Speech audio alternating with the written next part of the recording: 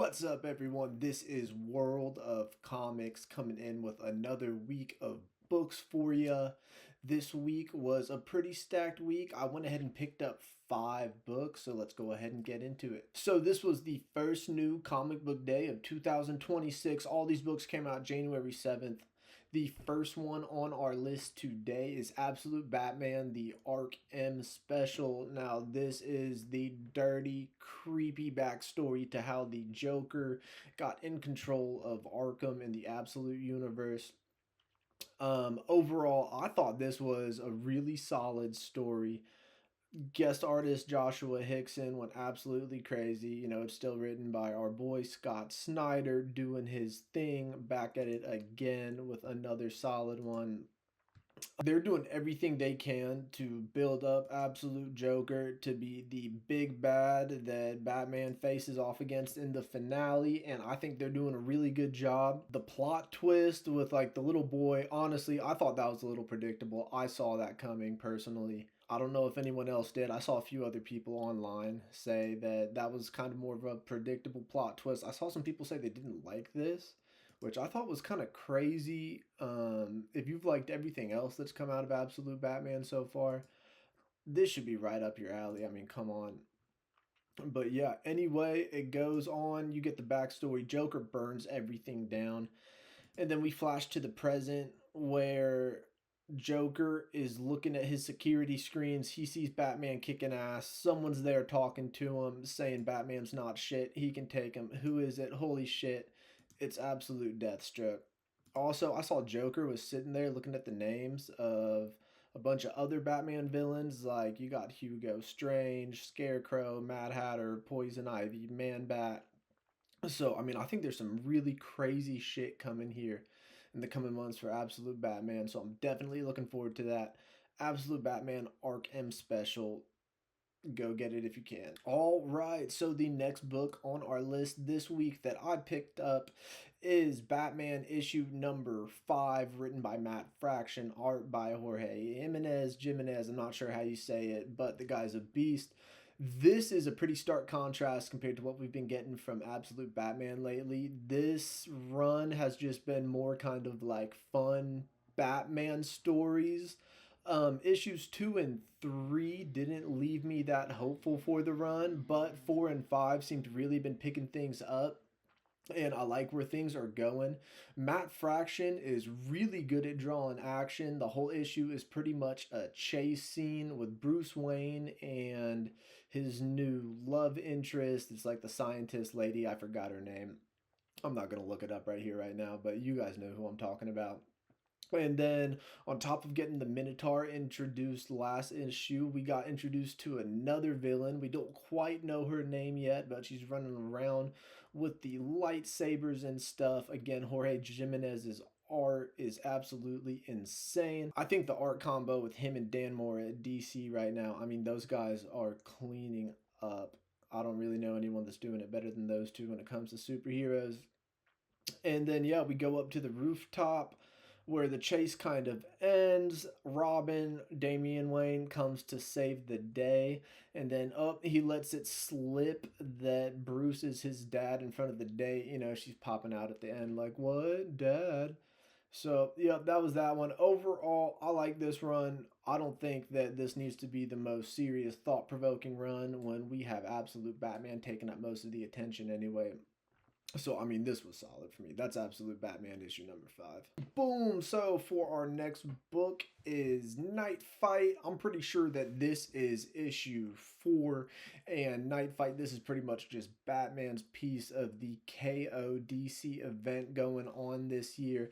Now, I thought this was another super fun issue. This is another one of those things where, like, is the KO event, is it the most thought-provoking, well-written thing to ever grace the shelves? No, but it's fun, and I've been having a good time reading it.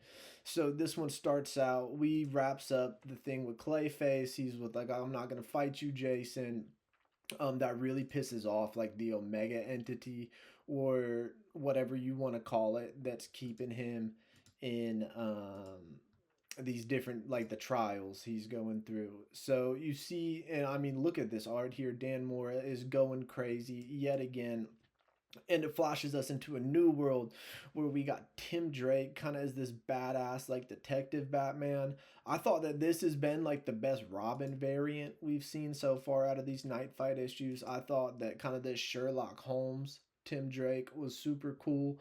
I thought his suit was designed super well. The bats that kind of come out of his wrist or whatever were sick. Batman stuck in the computer. He does the same thing again where he's like, you know what, I'm not gonna help you. He figures out a way to solve the situation without violence. Batman gets transported again. The Omega entity thing is like, all right, I'm really gonna fuck you up now. Throws him into the future where he sees his son Damian Wayne is all grown up. Pretty much looks like Nightwing, and boom, last page, you see we got a little grand bat. So yeah, I mean that's that. I've thought these issues have been super fun. Um, but like I said, they're not the most thought provoking. Obviously, you know that at the end of the day, something's going to happen. So Batman figures it out and he's put back into the tournament. But it is cool to see these new ideas. All of the art with these issues has been crazy. Like I said earlier in this video, Dan Mora, I mean, he might be one of the best there is drawing superheroes right now. So next up on the books that I picked up this week is going to be Absolute Superman issue number 15. Now, this issue is kind of like the epilogue to the last arc slash the one leading us into our next one.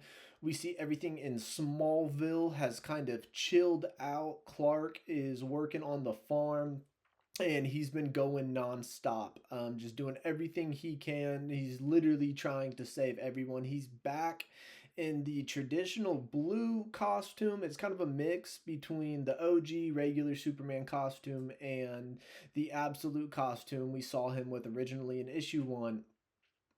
And this dude is pushing himself to the max, trying to save literally anyone he can. He has a super hearing, so if he hears something, he speeds off. On top of all this, he's trying to rehabilitate slash kind of shame Ra's al Ghul. He's locked up, so he can't hit his Lazarus pits. He knows his death is coming soon, and Superman is still doing everything he can to try to make him have that change of heart.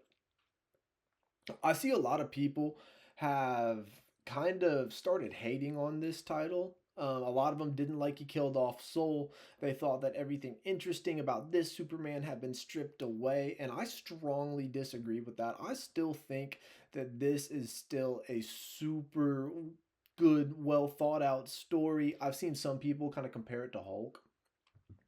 And I definitely got that in the beginning, but I think it's kind of moving into its own. What I like the most is that it's a new take on kind of the emotional aspect of Superman and the emotional baggage that would come with someone whose job is literally to save everyone. And you can see in this issue with this Superman, he can't take it.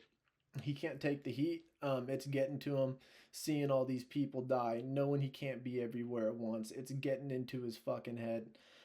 We see him going in and out just day after day doing this, trying to rehabilitate Ra's al Ghul. Eventually, Ra's al Ghul passes. He's up in the sky screaming, and then out of nowhere, we see Hawkman. Hawkman pulls up on him. I know Hawkman appeared in the Absolute Evil issue. I still haven't read that. I'm meaning to get around to that, but I mean, the design here looks sick as fuck, so there's that. And then the last page of the issue, we still see Brainiac is out and about. Now we know Clark was looking for him, but we see he is headed to Lex Luthor's house. So I'm super interested to see where that's going.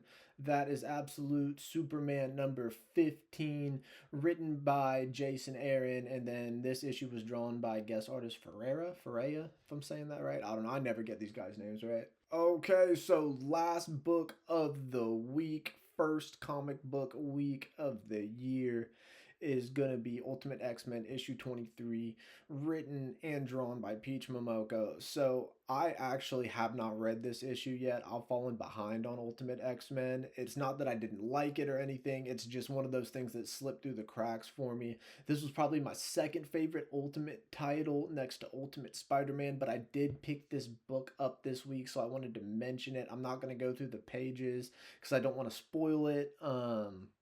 Yeah, but Ultimate X-Men issue 23, definitely check that one out. Peach Momoko is one of the craziest writers slash artists over at Marvel. I'm super pumped to see what she does when Ultimate X-Men wraps up. So yeah, get that one. That was all the books that I picked up on the first new comic book day of 2026. Go ahead and check all those out. If there's something out there that you want to see me talk about on the channel, go ahead and let me know in the comments and I will take a look at picking it up next week. I'm going to be coming out with these videos every week. I'm going to try to be more on time and release these on Wednesday. This week was just super busy, so I wasn't able to make this video till Sunday. But like, comment, subscribe. We're going to be seeing a lot more videos soon, so stick with us.